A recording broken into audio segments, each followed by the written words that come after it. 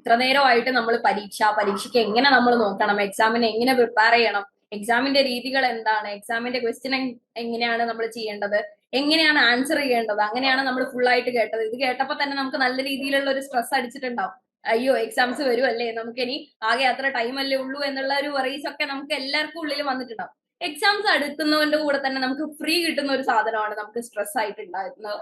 എല്ലാവർക്കും ഉണ്ടാവും. നമുക്ക് ചെറുപ്പം മുതൽ, നമുക്ക് സ്കൂളിൽ നിന്ന് മുതൽ നമുക്ക് പരീക്ഷ അല്ലെങ്കിൽ എക്സാം എന്നുള്ള ഒരു ടേം കേൾക്കുമ്പോൾ തന്നെ നമുക്ക് അതിന്റെ കൂടെ എന്താ പറയാ, നമുക്ക് ഒരു കോംബോ ഓഫർ പോലെ കിട്ടുന്ന ഒരു കാര്യമാണ് നമുക്ക് എക്സാമിന്റെ ഈ ഒരു സ്ട്രെസ് എന്ന് പറയുന്നത്.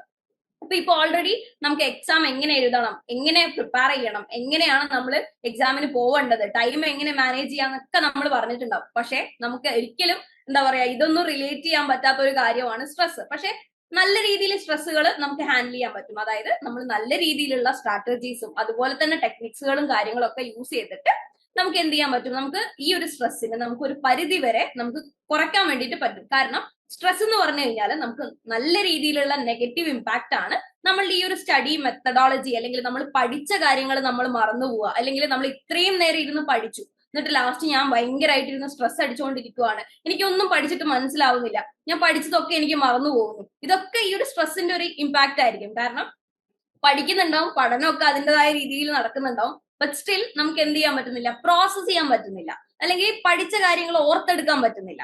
നമ്മൾ അത്രയും കഷ്ടപ്പെട്ടു, ഇരുന്നു, അത്രയും വർക്ക് ചെയ്തു, നമ്മൾ കുറെ പിന്നെ നമ്മളുടെ SLM നോക്കിയിട്ടുണ്ടാവും, നമ്മൾ ആപ്പിലുള്ള വീഡിയോസ് കണ്ടിട്ടുണ്ടാവും, ബട്ട് സ്റ്റിൽ നമുക്ക് ഇത് എന്താ പറയാ, നമുക്ക് ഈ ഒരു എക്സാം എങ്ങനെ ഫേസ് ചെയ്യണം, അല്ലെങ്കിൽ എക്സാമിൻ്റെോട് അടുക്കും തോറും നമുക്ക് അതിന് പിന്തിരിയാനുള്ള ഒരു ടെൻഡൻസി കൂടുന്നുണ്ടാവും. നമ്മളിപ്പോ നമ്മൾ സ്റ്റുഡൻസിനെ എടുത്തു നോക്കി കഴിഞ്ഞു കഴിഞ്ഞാൽ അവര് എക്സാം അടുക്കും തോറും ഞാൻ ഇതിന്ന് ബാക്ക് ഔട്ട് ആവട്ടെ എന്നുള്ളൊരു ക്വസ്റ്റ്യൻസ് ചോദിച്ചിട്ടാണ് വരിക.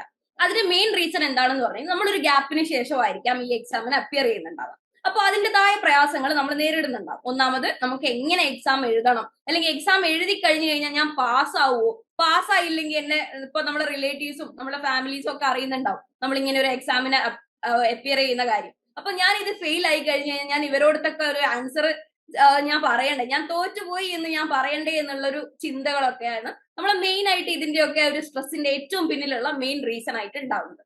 ഈ സ്ട്രെസ്സിനെ കൊണ്ട് തന്നെ നമുക്ക് എന്താന്ന് പറഞ്ഞു കഴിഞ്ഞാൽ പഠിച്ച കാര്യങ്ങൾ മറന്നുപോകും. അതുപോലെ തന്നെ ഞാനിങ്ങനെ തോക്കും, അല്ലെങ്കിൽ ഫുള്ള് നെഗറ്റീവ് തോട്ട്സും, ഭയങ്കര ഒരു നെഗറ്റീവ് ഒരു ഫുള്ളായിട്ട് നമ്മൾ നെഗറ്റീവ് ആയി പോകും. അതായത് നമ്മൾ പഠിച്ചിട്ടുണ്ടാവും, പഠിച്ചതിന്റെ നോട്ട്സുകളും അല്ലെങ്കിൽ നോട്ട്സിന്റെ മേലെ ഷോർട്ട് നോട്ടുകളും ഒക്കെ നമ്മൾ പ്രിപ്പയർ ചെയ്തിട്ട് അതിൻ്റെതായ രീതിയിൽ നമ്മൾ പോകുന്നുണ്ടാവും. ബട്ട് സ്റ്റിൽ നമ്മൾ പിൻവലിക്കുക, അല്ലെങ്കിൽ നമ്മളെ മുന്നോട്ടേക്ക് പോകും തോറും നമ്മളെ പിന്നൊന്ന് എന്താ പറയുക ഒരു പുഷ് ബാക്ക് ചെയ്യുന്ന ഒരു പ്രോസസ്സാണ് ഇത്. ഇതെങ്ങനെയാണ് നമ്മളൊന്ന് കൺട്രോൾ ചെയ്യുക, അല്ലെങ്കിൽ നമ്മൾ എങ്ങനെയാണ് ഈ ഒരു സ്ട്രെസ്സിനെ മാനേജ് ചെയ്യുക എന്നുള്ളതിന്റെ ചെറിയ ചെറിയ കുറച്ച് ടെക്നിക്സുകളും കാര്യങ്ങളാണ് ഇത് നമ്മൾ ഡിസ്കസ് ചെയ്യുന്നത്.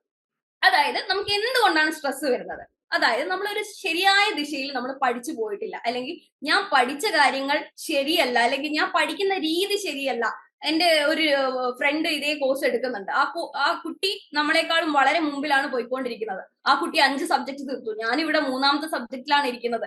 അപ്പൊ അവിടെ ഒരു കമ്പാരിസൺ വന്നു. ഇപ്പൊ ഓൾറെഡി എല്ലാ ഇതിനു മുമ്പ് സംസാരിച്ച എല്ലാ ആൾക്കാരും ഇത് തന്നെയാണ് പറഞ്ഞത്. നമുക്ക് നമ്മളതായ രീതികൾ ഉണ്ടാവും, നമ്മളതായ ശൈലി ഉണ്ടാവും, നമ്മളതായ ആ ഒരു എന്താ പറയുക സ്പീഡ് ഉണ്ടാവും, നമ്മുടെ ഒരു സ്റ്റഡിങ് മെത്തഡോളജി ഉണ്ടാവും. എല്ലാരും യുണീക്ക് ആണ്. നമ്മൾ ഒരിക്കലും ഒരാളെ കമ്പയർ ചെയ്യാൻ വേണ്ടിയിട്ട് കമ്പയർ ചെയ്തിട്ട് കാര്യമില്ല. കാരണം നമ്മൾ എക്സ്ട്രീം ലെവലിലോട്ടേക്കാണ് എത്തുക. അതായത് നമ്മൾ മുമ്പോട്ടേക്ക് പോവാതെ അതിന്ന് നേരെ പിന്തിരിഞ്ഞാണ് പോവുക. അപ്പൊ അതിന് ചെയ്യേണ്ട ഒരു കാര്യം എന്ന് പറഞ്ഞു കഴിഞ്ഞാൽ നമ്മൾ പഠിക്കുന്ന കാര്യം എങ്ങനെയാണ് പഠിക്കേണ്ടത്. ഇപ്പൊ ഓൾറെഡി നമ്മൾ ഇൻഫോം ചെയ്തിട്ടുണ്ട് നിങ്ങൾക്ക് എങ്ങനെയാണ് ഓരോ സബ്ജക്റ്റിലും പഠിക്കേണ്ടത്, ഓരോ സബ്ജക്റ്റിലെയും ഏറ്റവും ഇമ്പോർട്ടന്റ് ഏരിയാസ് ഏതൊക്കെയാണ്, അതുപോലെ പ്രീവിയസ് ഇയർ ക്വസ്റ്റ്യൻ പേപ്പേഴ്സ് ഒക്കെ വെച്ചിട്ട് ക്വസ്റ്റ്യൻ പേപ്പർ അനാലിസിസ് ഒക്കെ വെച്ചിട്ടുണ്ടാവും. അപ്പൊ അതൊക്കെ വെച്ചിട്ട് ബ്രേക്ക് ചെയ്ത് പഠിക്കുക. അതായത് നമ്മൾ പഠിക്കുന്ന സമയത്ത് എല്ലാം ഇങ്ങനെ വാരി വലിച്ച് ഒന്നിച്ച് തന്നെ ഇങ്ങനെ പഠിക്കാതെ നമ്മൾ പഠിക്കുന്ന സമയത്ത് ഇപ്പൊ ഏതെങ്കിലും ഒരു പർട്ടിക്കുലർ സബ്ജക്ട് എടുത്ത് പഠിക്കുവാണെങ്കിൽ അതിനെ ബ്രേക്ക് ചെയ്ത് പഠിക്കാൻ വേണ്ടിയിട്ട് ശ്രമിക്കാം. ഒറ്റയടിക്ക് പഠിക്കരുത്, ബ്രേക്ക് എടുത്തിട്ട് പഠിക്കുക. കാരണം നമ്മളുടെ ഒരു അറ്റൻഷൻ സ്പാൻ എന്ന് പറഞ്ഞു കഴിഞ്ഞാൽ ഒരു 25 to 40 മിനിറ്റ്സ് ആണ്. അപ്പൊ അതിൽ എക്സീഡ് ചെയ്ത് പോയി കഴിഞ്ഞാൽ നമ്മൾ എത്ര സമയം അവിടെ ഇരുന്നിട്ടും കാര്യമില്ല. നമുക്ക് പിന്നെ ഉള്ളതെന്തോ നമ്മളെ തലയിലല്ല വരിക. അതായത് നമ്മൾ ഇരിക്കുന്നുണ്ടാവും, പഠിക്കുന്നുണ്ടാവും, ബട്ട് സ്റ്റിൽ നമ്മുടെ മൈൻഡിൽ അത് നിൽക്കില്ല. അപ്പോ ആ ഒരു മെമ്മറി ലോസ്, അല്ലെങ്കിൽ നമ്മൾ പഠിച്ചത് മറന്നു പോകുന്നു എന്നുള്ള ഒരു കാര്യം അങ്ങനെയാണ് വരിക. നമ്മൾ ഇത്രത്തോളം നേരെ ഇരുന്ന് പഠിച്ചിട്ടോ അല്ലെങ്കിൽ അത്രയും കഷ്ടപ്പെട്ടിട്ടോ ഒരു എന്താ പറയാ അതിനൊരു വാല്യൂ ഇല്ലാണ്ടായി പോകുന്ന ഒരു അവസ്ഥയാണ് വരിക. അപ്പൊ അങ്ങനെ നിൽക്കുന്ന സമയങ്ങളിൽ നിങ്ങൾ എന്താ ചെയ്യേണ്ടതെന്ന് പറഞ്ഞു കഴിഞ്ഞാൽ നമ്മൾ പഠിക്കുന്ന സമയത്ത് ഇങ്ങനെ ബ്രേക്ക് ചെയ്ത് പഠിക്കുക. അതിന്റെ കൂടെ തന്നെ ബ്രേക്ക് എടുത്തും പഠിക്കുക. അതായത് പഠിക്കുമ്പോൾ ബ്രേക്ക് ചെയ്തും പഠിക്കുക, ബ്രേക്ക് എടുത്തും പഠിക്കുക. ബ്രേക്ക് എടുക്കുന്ന സമയത്ത് നമ്മൾ പോയി തിരിച്ചു വരുമല്ലോ, നമ്മൾ വൺസ് ഒരു ബ്രേക്ക് എടുത്ത് നമ്മൾ പിന്നെയും തിരിച്ചു വരുന്ന സമയത്ത് നമ്മൾ എന്തായിരുന്നു പഠിച്ചത് എന്നൊന്ന് റിവൈസ് ചെയ്ത് കൊടുക്കുക. അങ്ങനെ ഒരു ഡേ നമ്മളിപ്പോ ഒരു 3-4 അല്ലെങ്കിൽ ഒരു 5-6 പ്രാവശ്യം ബ്രേക്ക് എടുത്തു എന്ന് വിചാരിക്കും. അപ്പൊ 5-6 പ്രാവശ്യം നമ്മൾ റിവൈസ് ചെയ്യുന്നുണ്ട്. റിവൈസ് ചെയ്യുന്ന സമയത്ത് നമ്മൾ എന്തായിരുന്നു പഠിച്ചത് ഒന്ന് വിഷ്വലൈസ് ചെയ്യുക, എന്തായിരുന്നു പഠിച്ചത്. അല്ലെങ്കിൽ നമ്മളൊന്ന് കണ്ണടച്ചിരുന്നിട്ട് നമ്മൾ പിന്നെ ഒരു ബ്രേക്ക് ചെയ്തതിന് ശേഷം നമ്മൾ തിരിച്ചു വരുമ്പോൾ ഒന്ന് ആലോചിച്ച് നോക്കുക, എന്തായിരുന്നു ഞാൻ കേട്ടത്, എന്തായിരുന്നു ഞാൻ പഠിച്ചത് എന്നുള്ളതൊന്ന് ജസ്റ്റ് ഒന്ന് ആലോചിച്ച് നോക്കാം. പിന്നെയുള്ള ഒരു കാര്യം എന്ന് പറഞ്ഞു കഴിഞ്ഞാൽ പോസിറ്റീവ് സെൽഫ് ടോക്ക് ആണ്. അതായത് ഞാൻ എപ്പോഴും എനിക്ക് നല്ല മാർക്ക് കിട്ടില്ല, എനിക്ക് നല്ല മാർക്ക് കിട്ടാൻ സാധ്യതയില്ല, കാരണം ഞാനൊന്നും പഠിച്ചിട്ടില്ല, ഇങ്ങനെയൊന്നും പഠിച്ചാൽ ശരിയാവില്ല എന്നുള്ള കാര്യങ്ങളൊക്കെ മാറ്റിയിട്ട് പോസിറ്റീവായിട്ട് ചിന്തിക്കാൻ വേണ്ടിയിട്ട് ശ്രമിക്കാം. അതായത് ഞാൻ ഇത്രയും പഠിച്ചിട്ടുണ്ട്, ഞാൻ ഇത്രയും ഹാർഡ് വർക്ക് ചെയ്തിട്ടുണ്ട്, ഞാൻ എന്റെ ഈ ഒരു ഗ്യാപ്പിന് ശേഷം ഞാൻ തിരിച്ചു വന്നിട്ട് ഞാൻ ഇത്രയും എഫേർട്ട് എടുത്ത് ഞാൻ അറ്റ്ലീസ്റ്റ് ഇത്രയെങ്കിലും ഞാൻ പഠിച്ചിട്ടുണ്ട് എന്ന രീതിയിലേക്ക് നമ്മളുടെ സ്ട്രെങ്തിനെ പ്രൊമോട്ട് ചെയ്തിട്ട് കൂടുതലും നെഗറ്റീവ്സ് ആയിട്ട് നമ്മൾ ചിന്തിക്കുകയോ അല്ലെങ്കിൽ നമ്മൾ നെഗറ്റീവായിട്ട് ചിന്തിച്ചു കഴിഞ്ഞാൽ തന്നെ അതൊരു പേപ്പറിലൊക്കെ എഴുതിയിട്ട് ഓക്കെ ഞാൻ ഇതിന്ന് കംബാക്ക് ചെയ്യും, എന്റെ ഗോൾ എന്ന് പറഞ്ഞു കഴിഞ്ഞാൽ ഈ ഡിഗ്രി ആണ്, ഈ ഡിഗ്രി എന്ന് പറഞ്ഞു കഴിഞ്ഞാൽ എന്താണ്, എനിക്ക് അത്രയും വാല്യൂ ആണ്, ഇത്രയും വർഷത്തിന് ശേഷം ഞാൻ പഠിക്കാനിരുന്നതാണ്, അപ്പോൾ അത്രയും ഇമ്പോർട്ടൻസ് എനിക്ക് ഈ ഡിഗ്രിക്ക് ഉണ്ട്, അതുകൊണ്ട് തന്നെ ഞാൻ ഈ കൊടുത്ത ഈ ഒരു എഫേർട്ട് അതിന്റെ റിസൾട്ട് എനിക്ക് കിട്ടും എന്നുള്ള രീതിയിലായിരിക്കണം നമ്മളുടെ കംപ്ലീറ്റ് ചിന്തകളും പോകുന്നത്. ഓക്കെ, അങ്ങനെ എപ്പോഴും നമുക്ക് ആ രീതിയിൽ ചിന്തിക്കാൻ പറ്റില്ല, ബട്ട് സ്റ്റിൽ നമ്മളുടെ ചിന്തകളെ ഒന്ന് റീഫ്രെയിം ചെയ്യാൻ വേണ്ടിയിട്ട് ശ്രമിക്കാം. പിന്നെ ഞാൻ പറഞ്ഞു നെഗറ്റീവ് തോട്ട്സ് വരും, നെഗറ്റീവ് കാര്യങ്ങൾ വരും. അങ്ങനെ നിൽക്കുന്ന സമയങ്ങളിൽ നിങ്ങൾ ജേർണലിംഗ് എന്നുള്ള ഒരു മെത്തേഡ്സ് കേട്ടിട്ടുണ്ടാവും എന്ന് വിചാരിക്കുന്നു. എന്താണ് ജേർണലിംഗ് എന്ന് പറഞ്ഞു കഴിഞ്ഞാൽ, നമുക്ക് ഇപ്പൊ പെട്ടെന്ന് നമുക്ക് ഒരു ഭയങ്കര രീതിയിൽ നെഗറ്റീവ് തോട്ട് വരുന്നു, എനിക്ക് എക്സാം എഴുതണ്ട, എനിക്ക് ഭയങ്കര ടഫ് ആയിരിക്കും, എല്ലാവർക്കും നല്ല രീതിയിൽ അറിയാൻ പറ്റുമായിരിക്കും, അതുകൊണ്ട് ഞാൻ എഴുതുന്നില്ല എന്നുള്ള ചിന്തകളൊക്കെ വരുന്ന സമയത്ത് നമ്മൾ എന്ത് ചെയ്യാന്ന് പറഞ്ഞാൽ ഒരു പെന്നും പേപ്പറും എടുക്കുക. എന്നിട്ട് നമുക്ക് ഉണ്ടാവുന്ന ചിന്തകളൊക്കെ റൈറ്റ് ഡൗൺ ചെയ്യാം. എന്നിട്ട് അതേ നമ്മൾ എഴുതിയ സെന്റൻസിനെ ഒന്ന് പോസിറ്റീവ് ആക്കിയിട്ട് പറയാം, ഓക്കെ ഞാൻ പിന്നെ ഒന്നും പഠിച്ചിട്ടില്ല, ഞാൻ തോറ്റു പോകും, അതാണ് നമ്മളുടെ ചിന്ത വരുന്നതെന്ന് വിചാരിക്കുക, അത് അങ്ങനെ തന്നെ എഴുതുക. എന്നിട്ട് അതേ സെന്റൻസിനെ നമ്മൾ എന്ത് ചെയ്യുക, റീഫ്രെയിം ചെയ്തിട്ട് നേരത്തെ തോട്ടിനെ പറഞ്ഞതുപോലെ തന്നെ റീഫ്രെയിം ചെയ്തിട്ട് ഒന്ന് ചിന്തിച്ചു നോക്കുക. അങ്ങനെ ഒന്ന് ചെയ്ത് നോക്കി കഴിഞ്ഞു കഴിഞ്ഞാൽ നമ്മളുടെ ഇപ്പൊ നമ്മൾ ഒരു കൗൺസിലിങ്ങിന് പോയി കഴിഞ്ഞാൽ നമ്മൾ ഒരാളെടുത്ത് സംസാരിക്കുകയല്ലേ ചെയ്യുന്നത്, അതുപോലെ തന്നെയാണ് ഇവിടെ നമ്മൾ നമുക്കൊരു കെയർ കൊടുക്കുക, അല്ലെങ്കിൽ നമ്മൾ നമ്മളോട് തന്നെ സംസാരിക്കുന്ന ഒരു കൈൻഡ് ഓഫ് മെത്തേഡാണ് ഈ ജേർണലിംഗ് എന്ന് പറയുന്നത്. ജേർണലിംഗിനെ കൊണ്ട് തന്നെ നമുക്ക് നല്ല രീതിയിൽ സ്ട്രെസ് കുറയുന്നതായിട്ട് പല പഠനങ്ങളും പ്രൂവ് ചെയ്തിട്ടുണ്ട്.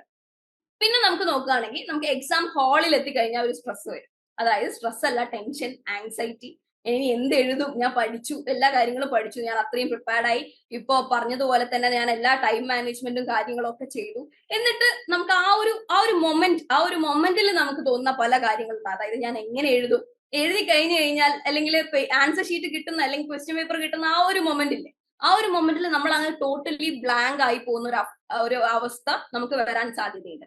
അപ്പൊ അങ്ങനെ നിൽക്കുന്ന സമയങ്ങളിൽ നമുക്ക് എക്സാം ഹാളിൽ നിന്ന് തന്നെ ചെയ്യാൻ പറ്റിയ, അല്ലെങ്കിൽ നമുക്ക് അത്രയും വലിയ ടെക്നിക്കുകളും കാര്യങ്ങളും തെറാപ്പിയും അല്ലെങ്കിൽ നമുക്ക് അവിടെ ഇരുന്നിട്ട് യോഗയൊന്നും ചെയ്യാൻ പറ്റില്ല, കാരണം എക്സാം ഹാളാണ്. അപ്പൊ നമുക്ക് അതിൻ്റെതായ പരിമിതികൾ ഉണ്ടാവും. ബട്ട് സ്റ്റിൽ നമുക്ക് അവിടുന്ന് ചെയ്യാൻ പറ്റിയ ഒരു കാര്യമുണ്ട്, അതായത് ബ്രീതിങ് ടെക്നിക് എന്ന് പറയും. നിങ്ങൾ ചില ആൾക്കാർ അത് പ്രാക്ടീസ് ചെയ്യുന്ന ആൾക്കാരുണ്ടാവും, അല്ലെങ്കിൽ ഇതുവരെ ചെയ്യാത്ത ആൾക്കാരുണ്ടാവും, ബട്ട് സ്റ്റിൽ നിങ്ങൾ കേട്ടിട്ടും ഉണ്ടാവും. എന്താണ് ബ്രീതിങ് ടെക്നിക് എന്ന് പറഞ്ഞു കഴിഞ്ഞാൽ, എല്ലാവർക്കും നമുക്ക് എവിടെ വെച്ചും ഏത് സ്ഥലത്തും നമുക്ക് എന്താ പറയാ, പ്രത്യേകിച്ച് നമുക്കൊരു ഇൻസ്ട്രുമെന്റിന്റെയോ അല്ലെങ്കിൽ നമുക്ക് ഏതെങ്കിലും ഒരു മ്യൂസിക്കിന്റെയോ ഒരു ആവശ്യവും ഇല്ലാതെ നമുക്ക് സിംഗിൾ ആയിട്ട് നമുക്ക് എക്സാം ഹാളിൽ ഇരിക്കുകയാണ്, നമുക്ക് ടെൻഷൻ ഭയങ്കര നമുക്ക് കൺട്രോളിലല്ല പോകുന്നത്, അല്ലെങ്കിൽ നമുക്ക് ഒരു ചെറിയ ടെൻഷൻ ആണെങ്കിൽ പോലും നമുക്ക് എക്സാം നല്ല രീതിയിൽ പ്രിപ്പയർ ചെയ്യണം, അല്ലെങ്കിൽ നല്ല രീതിയിൽ പ്രിപ്പയർ ചെയ്യുന്നുണ്ട്, ചെയ്ത് കഴിഞ്ഞതിന് ശേഷം എങ്ങനെ എഴുതണം എന്നൊക്കെ ഉള്ള നമുക്ക് പല ചിന്തകളും എക്സാം ഹാളിൽ നിന്ന് പോയിക്കൊണ്ടിരിക്കും. അങ്ങനെ നിൽക്കുന്ന സമയത്ത് ജസ്റ്റ് നമ്മുടെ എക്സാം ഹാളിൽ നമ്മൾ അലോട്ട് ചെയ്ത ആ ഒരു സീറ്റിലേക്ക് നമ്മൾ ഇരുന്നതിന് ശേഷം ജസ്റ്റ് ക്ലോസ് യുവർ ഐസ്, നമ്മൾ കണ്ണൊന്ന് അടക്കുക. കണ്ണടച്ചതിന് ശേഷം ഒരു ജസ്റ്റ് ഒരു breath in and breath out, just അത് മാത്രം ചെയ്താൽ മതി. അതായത് നിങ്ങൾ ജസ്റ്റ് അവിടെ പോയിരിക്കുക, ഒരു 3-4 പ്രാവശ്യം breath in and breath out ചെയ്യുക. അതായത് അത് പ്രത്യേകിച്ച് ഒരു റിതം ഒന്നും വേണ്ട, നിങ്ങൾ നിങ്ങളുടേതായ രീതിയിൽ ഒന്ന് breath in and breath out ചെയ്യാം. അങ്ങനെ നിൽക്കുന്ന സമയങ്ങളിൽ നിങ്ങളുടെ ഹാർട്ട് റേറ്റ് ഉണ്ടല്ലോ, നമുക്ക് എക്സാം ഹാളിൽ ചെന്ന് കഴിഞ്ഞാൽ നമ്മുടെ ഹാർട്ട് റേറ്റ് കൂടും, കൈയിന്റെ അടിയിലൊക്കെ നല്ല രീതിയിൽ തണുപ്പ് വരും, അങ്ങനെ ഒരുപാട് ഇഷ്യൂസും കാര്യങ്ങളൊക്കെ ഉണ്ടാവും, അതൊക്കെ നിങ്ങൾ ഫേസ് ചെയ്യാൻ പോകുന്നുണ്ടാവും. അപ്പോൾ നമ്മൾ ചെയ്യേണ്ട കാര്യങ്ങളാണിത്. നമുക്ക് അങ്ങനെയാവുന്ന സമയത്ത് നമ്മുടെ ഹെൽത്ത് വൈസ് അല്ലെങ്കിൽ ഫിസിക്കൽ ബോഡീനെ നമ്മൾ കാം ഡൗൺ ചെയ്യുകയും നമുക്ക് അതായത് മെന്റലി നമുക്ക് ഉണ്ടാവുന്ന ഈ ഒരു ബ്രെയിനിലുള്ള ഇൻഫോർമേഷൻസും കാര്യങ്ങളും പിന്നെ നമ്മൾ തിരിച്ചെടുക്കണമല്ലോ, പേപ്പറിലേക്ക് നമ്മൾ എഴുതണമെങ്കിൽ ഇത് നമ്മളെ മെമ്മറിയിൽ നിന്ന് തിരിച്ചു കൊണ്ടുവരണമല്ലോ. അങ്ങനെ ഇതൊരു എന്താ ഒരു കംപ്ലീറ്റ് ഒരു സ്റ്റെബിലിറ്റിയിൽ എത്താൻ വേണ്ടിയിട്ട് ഹെൽപ്പ് ചെയ്യും. അതായത് നമ്മുടെ ബോഡി കാം ആവും, അതുപോലെ തന്നെ ബ്രെയിനിലേക്കുള്ള ആ ഒരു എന്താ പറയാ നമ്മളുടെ ആ ഒരു സ്റ്റിമുലസും കാര്യങ്ങളൊക്കെ ഒന്ന് കാം ആവും.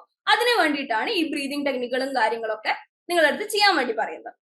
പിന്നെ ഒരു കാര്യം എന്ന് പറഞ്ഞു കഴിഞ്ഞാൽ നമ്മൾ ഏറ്റവും കൂടുതൽ നമ്മുടെ കോൺഫിഡൻസും കാര്യങ്ങളും ഒക്കെ ബൂസ്റ്റ് ചെയ്യാൻ വേണ്ടിയിട്ട് നമ്മൾ ചെയ്യേണ്ട ഒരു കാര്യം എന്ന് പറഞ്ഞു കഴിഞ്ഞാൽ നമ്മൾ എക്സാം മുന്നേ ഭയങ്കര മുൻകൂട്ടിയായിട്ട് ഇപ്പോ നമുക്ക് ഒരു വീക്ക് കൊണ്ട് തന്നെ നമുക്ക് പല ബാച്ചസിലും എക്സാംസ് സ്റ്റാർട്ട് ചെയ്യുന്നുണ്ടാവും. അപ്പൊ എക്സാമിന്റെ ജസ്റ്റ് മുൻകൂട്ടിയെ അല്ലെങ്കിൽ ഇപ്പോഴേ നിങ്ങൾ എന്ത് ചെയ്യാന്ന് പറഞ്ഞു കഴിഞ്ഞാൽ നമ്മുടെ കോൺഫിഡൻസ് ബൂസ്റ്റ് ചെയ്യേണ്ട കുറച്ച് കാര്യങ്ങളുണ്ട്. എന്താണ് കോൺഫിഡൻസ് ബൂസ്റ്റ് ചെയ്യേണ്ട കാര്യങ്ങൾ എന്ന് പറഞ്ഞു കഴിഞ്ഞാൽ പരീക്ഷ എന്താണ് അല്ലെങ്കിൽ എങ്ങനെയാണ് എഴുതേണ്ടത് എന്നുള്ളതിന്റെ ഒക്കെ ഒരു ഐഡിയ നിങ്ങൾക്ക് ഏറെക്കുറെ ഇപ്പൊ കിട്ടിയിട്ടുണ്ടാവും എന്ന് വിചാരിക്കുന്നു. അപ്പോ ഈ കാര്യങ്ങൾ വെച്ചിട്ടും അതുപോലെ തന്നെ പ്രീവിയസ് ഇയർ ക്വസ്റ്റ്യൻ പേപ്പേഴ്സ്, അതുപോലെ നമ്മളുടെ ലേൺ വൈസിന്റെ വേറെ കുറെ വീഡിയോസും കാര്യങ്ങളും എക്സാം ഓറിയന്റഡ് ആയിട്ട് നിങ്ങൾക്ക് കിട്ടുന്നുണ്ട്. അപ്പൊ അതൊക്കെ വെച്ചിട്ട് എങ്ങനെ ഒരു സബ്ജക്റ്റിനെ എക്സാമിൻ്റെതായ രീതിയിൽ കാണാം, അല്ലെങ്കിൽ എക്സാമിൻ്റെതായ രീതിയിൽ നമ്മൾ അതിനെ എങ്ങനെ അപ്പിയർ ചെയ്യാം, അതുപോലെ തന്നെ പ്രീവിയസ് ഇയർ ക്വസ്റ്റ്യൻ പേപ്പർ ഒരു 2 ക്വസ്റ്റ്യൻ പേപ്പേഴ്സ് നിങ്ങൾ വെച്ചിട്ട് ചെയ്തു നോക്കുക. അതായത് നമ്മളൊരു എക്സാമിന്റെ സ്ട്രാറ്റജി എന്താണ്, ഒരു എക്സാമിന്റെ ഒരു ലെവൽ ഉണ്ടാവുമല്ലോ. അപ്പൊ നമുക്ക് section A, section B, section C എന്നൊക്കെ പറഞ്ഞ് ഓരോരോ സബ്ജക്റ്റിനും അതിൻ്റെതായ ഒരു ഫോർമാറ്റ് ഉണ്ടാവും. അതിന്റെ ട്രെൻഡ് മനസ്സിലാക്കിയിട്ട് 2 or 3 പ്രാവശ്യം നിങ്ങൾ എന്തായാലും ഒരു സബ്ജക്റ്റിന്റെ ഒരു മോക്ക് ടെസ്റ്റ് ചെയ്യുന്നുണ്ട്. അതായത് പരീക്ഷയുടെ ഒരു 2-3 ദിവസം മുമ്പേ എങ്കിലും നിങ്ങൾ ഒരു 2 ക്വസ്റ്റ്യൻ പേപ്പേഴ്സ് അപ്പിയർ ചെയ്യുന്നുണ്ട് എന്നുള്ള കാര്യം എൻഷുർ ചെയ്യാം. പിന്നെ അതുപോലെ തന്നെ നിങ്ങളിപ്പോ നിങ്ങളുടെ വീക്ക് സബ്ജക്ട്സുകൾ ഉണ്ടാവും, നമുക്ക് ഏറ്റവും ഫേവറേറ്റ് ആയിട്ടുള്ള സബ്ജക്റ്റുകൾ ഉണ്ടാവും, നമുക്ക് ഏറ്റവും താല്പര്യമില്ല അല്ലെങ്കിൽ നമുക്ക് പഠിച്ചു പോയി എന്ന് പറയുന്ന സബ്ജക്റ്റുകൾ ഉണ്ടാവും. ബട്ട് സ്റ്റിൽ നമുക്ക് എല്ലാ പേപ്പേഴ്സും ഇമ്പോർട്ടന്റ് തന്നെയാണ്. അതുകൊണ്ട് തന്നെ നമ്മളുടെ ഈ ഒരു ടോട്ടൽ മാർക്ക് തന്നെയാണ് നമ്മുടെ ഒരു ഫൈനൽ റിസൾട്ട് ആയിട്ട് വരിക. അപ്പൊ ഈ സ്ട്രെങ്ത് ഏരിയാസ് മാത്രം ഫോക്കസ് ചെയ്യാതെ നമ്മളുടെ വീക്ക് ഏരിയാസ് ആയിട്ടുള്ള സബ്ജക്റ്റുകളെയും നമ്മൾ ഇപ്പോ നേരത്തെ സുനീറ മാം പറഞ്ഞതുപോലെ തന്നെ വീക്ക് ആയിട്ടുള്ള ഏരിയാസ്, അതായത് നമുക്ക് നല്ലോണം പഠിച്ചിട്ട് മനസ്സിലാവുന്നുണ്ട് എന്ന് തോന്നുന്ന സമയങ്ങളിൽ നമുക്ക് കുറച്ചും കൂടെ അത് എംഫസൈസ് ചെയ്തിട്ട് പഠിക്കാനും ഒന്നുകൂടെ ശ്രമിക്കുക. അതായത് ഇമ്പോർട്ടന്റ് ഏരിയാസും ഇമ്പോർട്ടന്റ് സബ്ജക്ട്സുകളൊക്കെ ഇപ്പൊ ഓൾറെഡി നിങ്ങളുടെ മെന്റേഴ്സും അല്ലെങ്കിൽ എല്ലാ ആൾക്കാരിൽ നിന്നും നിങ്ങൾക്ക് എക്സാമിന് റിലേറ്റഡ് ആയിട്ടുള്ള കാര്യങ്ങൾ മാത്രമാണ് കിട്ടുന്നത്. അതൊക്കെ അഗ്രിഗേറ്റ് ചെയ്തിട്ട് അതൊന്ന് അനലൈസ് ചെയ്തിട്ട് വേണം ഓരോ സബ്ജക്ട്സിനെയും നിങ്ങൾ ഇവാലുവേറ്റ് ചെയ്യാൻ. പിന്നെ അതുപോലെ തന്നെ പോസിറ്റീവ് അഫർമേഷൻസ് നമ്മൾ സെൽഫായിട്ട് കൊടുക്കാം. ഞാൻ പഠിക്കും, ഞാൻ ജയിക്കും, അത് മാത്രമേ നമുക്കുള്ള ചിന്തയുള്ളൂ. അതായത് ഞാൻ പാസ് ആവും, ഞാൻ അല്ലെങ്കിൽ ഞാൻ എഴുതിയില്ലെങ്കിൽ എനിക്ക് ജൂലൈയിൽ എഴുതാം, അല്ലെങ്കിൽ എനിക്ക് അടുത്ത പിന്നെ എക്സാം വരുന്ന സമയത്ത് എഴുതാം, അങ്ങനെ ഒരു ചിന്ത വേണ്ട. കാരണം നമ്മൾ ഇത് എത്രത്തോളം ഇത് അകറ്റി പോകുന്നു അത് അത്രത്തോളം ബേർഡൻ ആയിട്ട് നമുക്ക് പിന്നാലെ തന്നെ വരുന്നുണ്ട്. നമ്മളുടെ വിലപ്പെട്ട സമയമാണ് പോകുന്നത്. അപ്പൊ ഇത്രയും ഒരു ടൈമിൽ നമ്മൾ ഇതിങ്ങനെ ചുമ്മാ ലാഗ് അടുപ്പിച്ചിട്ട് പോവാതെ കറക്റ്റ് ഒരു ഇപ്പോ ടേം ആൻഡ് എക്സാമിനേഷൻ അപ്ലൈ ഒക്കെ ചെയ്ത് നമ്മൾ ഈ ഒരു സബ്ജക്റ്റിനൊക്കെ പ്രിപ്പയർ ഒക്കെ ചെയ്യുന്ന സമയത്ത് ജസ്റ്റ് അപ്പിയർ ചെയ്യാം. എന്താണ് സംഭവിക്കാൻ പോകുന്നത് എന്നുള്ള കാര്യം നമുക്ക് ആ സമയത്ത് നോക്കിയാൽ പോരെ. ഇപ്പൊ എന്നാലും നിങ്ങൾ ആ ഒരു സബ്ജക്റ്റിന്റേതായ രീതികളിൽ നിങ്ങൾ പഠിച്ചിട്ടുണ്ടാവും, അല്ലെങ്കിൽ just previous question papers analysis ഒക്കെ വെച്ച് ഇമ്പോർട്ടന്റ് ഏരിയാസ് ഒക്കെ ഒന്ന് സ്ട്രെസ് ഔട്ട് ചെയ്തിട്ട് പഠിക്കാം. പിന്നെ നമ്മൾ നോക്കേണ്ടത് എന്ന് പറഞ്ഞു കഴിഞ്ഞാൽ നിങ്ങൾ പഠിക്കുന്നുണ്ടാവും, എല്ലാ കാര്യങ്ങളും ചെയ്യുന്നുണ്ടാവും, ഉറക്കം ഒഴിക്കരുത്. കാരണം ഉറക്കത്തിനെന്ന് പറഞ്ഞു കഴിഞ്ഞാൽ നമ്മുടെ മെമ്മറി പവറിൽ നല്ലൊരു പാർട്ട് വഹിക്കുന്ന ഒരു കാര്യമാണ് നമ്മുടെ ബ്രെയിൻ. ഇപ്പൊ ബ്രെയിനിന് അതിൻ്റെതായ ഒരു സ്ലീപ്പ് സൈക്കിൾ ഉണ്ട്. അല്ലെങ്കിൽ നമ്മൾ എക്സാമിന്റെ തലേ ദിവസം നിങ്ങൾ ഓൾറെഡി പല സമയങ്ങളിലും പലരും പറയുന്നത് കേട്ടിട്ടുണ്ടാവും, എക്സാമിന്റെ സമയത്ത് നമുക്ക് മിനിമം 6 മുതൽ 7 വരെ മിനിമം ഉറക്കം വേണം. അതിന്റെ മേലിലായാലും പ്രശ്നമില്ല, ബട്ട് അതിൽ ഒരിക്കലും താഴാതെ നമ്മൾ നോക്കണം. അങ്ങനെ നമ്മൾ ഭയങ്കര ഉറക്കം കുറഞ്ഞു കഴിഞ്ഞു കഴിഞ്ഞാൽ നമ്മൾ പഠിച്ച കാര്യങ്ങൾ നമുക്ക് ഓർത്തെടുക്കാൻ വളരെ ബുദ്ധിമുട്ടായിരിക്കും. പിന്നെ നമുക്ക് ഒരു കാര്യങ്ങളും നടക്കില്ല. അതായത് അവിടെ ഇരുന്ന് കഴിഞ്ഞാൽ നമുക്ക് ഉറക്കം വരും. ഉറക്കം വന്നു കഴിഞ്ഞാൽ അല്ലെ, ഉറക്കം തന്നെ വരണമെന്നില്ല, നമുക്ക് നല്ല രീതിയിലുള്ള ക്ഷീണങ്ങൾ വരും. ക്ഷീണം വന്നു കഴിഞ്ഞാൽ നമുക്കൊന്നും പഠിച്ച കാര്യങ്ങൾ പേപ്പറിലോട്ടേക്ക് എക്സ്പ്രസ് ചെയ്യാനുള്ള ഒരു ബുദ്ധിമുട്ട് നമ്മൾ ഫേസ് ചെയ്യും. അപ്പൊ ഇത്തരം കാര്യങ്ങളൊക്കെ അവോയ്ഡ് ചെയ്യാൻ വേണ്ടിയിട്ട് നമ്മൾ 7 മുതൽ 8 മണിക്കൂർ വരെ ഉറങ്ങാൻ വേണ്ടി ശ്രമിക്കുക. പിന്നെ അതുപോലെ തന്നെ നല്ല രീതിയിൽ ഭക്ഷണം കഴിക്കുക. കാരണം ബ്രെയിന് വർക്ക് ചെയ്യുന്നതാണ്. ബ്രെയിൻ എന്ന് പറഞ്ഞു കഴിഞ്ഞാൽ നമ്മൾ അതിന് എന്തെങ്കിലും ഫുഡും കാര്യങ്ങളൊക്കെ കൊടുക്കണം. കാരണം നമ്മുടെ ബ്ലഡ് ഫ്ലോ, അതിന്റെ കാര്യങ്ങൾ, നമ്മുടെ ഹോർമോൺസ്, എല്ലാ കാര്യങ്ങളും നമ്മളെ ഒരു കംപ്ലീറ്റ് സിസ്റ്റം, നമ്മുടെ ബോഡിയിലുള്ള ഒരു കംപ്ലീറ്റ് സിസ്റ്റത്തിനെ ബാധിക്കുന്ന ഒരു കാര്യമാണ്. അതുകൊണ്ട് നല്ല രീതിയിൽ ഫുഡ് കഴിക്കണം. അതുപോലെ തന്നെ ഇമ്പോർട്ടന്റ് ആണ് നമ്മളുടെ വെള്ളം കുടിയും. അതുപോലെ ഫിസിക്കൽ എക്സസൈസ്, അതായത് നമ്മൾ പഠിക്കുന്ന സമയങ്ങളിൽ നമ്മൾ ജസ്റ്റ് ബ്രേക്ക്, ഞാൻ നേരത്തെ പറഞ്ഞിട്ടുണ്ട്, നമുക്ക് ബ്രേക്ക് എടുക്കുന്ന ടൈമുകളിൽ നമ്മൾ എന്തെങ്കിലും ജസ്റ്റ് ഒരു ബ്രേക്ക് എടുത്തിട്ട് നമ്മൾ ഫോൺ എടുത്ത് നോക്കാതെ ജസ്റ്റ് അവിടെ നിന്ന് ഇരുന്നതിന് ശേഷം ജസ്റ്റ് എഴുന്നേറ്റ് നിന്ന് ജസ്റ്റ് ഒന്ന് നടന്നിട്ട് പിന്നെ ഒന്ന് തിരിച്ചു വരാം. ആ സമയത്ത് എന്ന് പറഞ്ഞു കഴിഞ്ഞാൽ നമ്മുടെ ബോഡി ഒന്ന് ജസ്റ്റ് ഒന്ന് എന്താ പറയാ ഒരു ഫിസിക്കൽ ആക്ടിവിറ്റി ആണ് നമ്മുടെ ഈ ഒരു വാക്കിംഗ് എന്ന് പറയുന്നത്. അതായത് നമ്മൾ ജസ്റ്റ് മുറ്റം വരെയാണ് വാക്ക് ചെയ്യുന്നിട്ടുണ്ടാവുള്ളൂ, ബട്ട് സ്റ്റിൽ അതൊരു വാക്കിംഗ് ആണ്, അതൊരു ഫിസിക്കൽ ആക്ടിവിറ്റി ആണ്. ഫിസിക്കൽ ആക്ടിവിറ്റി എന്ന് പറയുന്ന സമയത്ത് അതിൻ്റെതായ ഇമ്പാക്ട് നമ്മുടെ ബ്ലഡ് ലെവലിലും ബ്ലഡ് ഫ്ലോയിലും നമ്മുടെ ബ്ലഡ് ഫ്ലോ ബ്രെയിനിലോട്ടേക്ക് പോകുന്ന രീതികളിലും അതിന്റെ ഇമ്പാക്റ്റുകൾ നമുക്ക് കാണാൻ വേണ്ടി സാധിക്കും. അപ്പോ ഞാൻ അധികം എക്സ്റ്റെൻഡ് ചെയ്യുന്നില്ല. അപ്പൊ ഇത്രയും കാര്യങ്ങൾ ശ്രദ്ധിക്കുക. സ്ട്രെസ് എന്ന് പറഞ്ഞു കഴിഞ്ഞാൽ എല്ലാവർക്കും ഉള്ള ഒരു കാര്യമാണ്, യൂണിവേഴ്സൽ ആയിട്ടുള്ള ഒരു ട്രൂത്ത് ആണ്. അത് എല്ലാവർക്കും ഉണ്ടാവും. നല്ല രീതിയിൽ ആ സ്ട്രെസ്സിനെ മാനേജ് ചെയ്ത് കഴിഞ്ഞാൽ സ്ട്രെസ്സിനെ ഒരു ഗുഡ് സ്ട്രെസ് ആയിട്ട് നമുക്ക് മാറ്റാൻ വേണ്ടി സാധിക്കും. അപ്പോ എല്ലാവർക്കും ഓൾ ദ വെരി ബെസ്റ്റ്. നന്നായിട്ട് എക്സാമിന് അപ്പയർ ചെയ്യാം കേട്ടോ. Okay, thank you. നിങ്ങൾ ഇഗ്നുവിൽ ജോയിൻ ചെയ്ത ഒരാളാണോ? അല്ലെങ്കിൽ ഇഗ്നുവിൽ ജോയിൻ ചെയ്ത് ഡിഗ്രി PG ഒക്കെ തന്നെ നേടണമെന്ന് ആഗ്രഹിക്കുന്ന ഒരാളാണോ? ആണെങ്കിൽ നിങ്ങൾക്ക് വേണ്ടിയുള്ളതാണ് ലേൺവൈസ് പ്ലാറ്റ്ഫോം. കേരളത്തിലെ ഏറ്റവും മികച്ച ഇഗ്നോ സപ്പോർട്ട് പ്ലാറ്റ്ഫോമായുള്ള ലേൺവൈസിന്റെ സഹായത്തോടു കൂടി രാജ്യത്തെ ഏറ്റവും മികച്ച, ഏറ്റവും ക്രെഡിബിൾ ആയിട്ടുള്ള ഡിസ്റ്റൻസ് എഡ്യൂക്കേഷൻ യൂണിവേഴ്സിറ്റി ആയുള്ള ഇഗ്നുവിൽ നിന്ന് ഡിഗ്രി PG MBA ഒക്കെ നേടാം.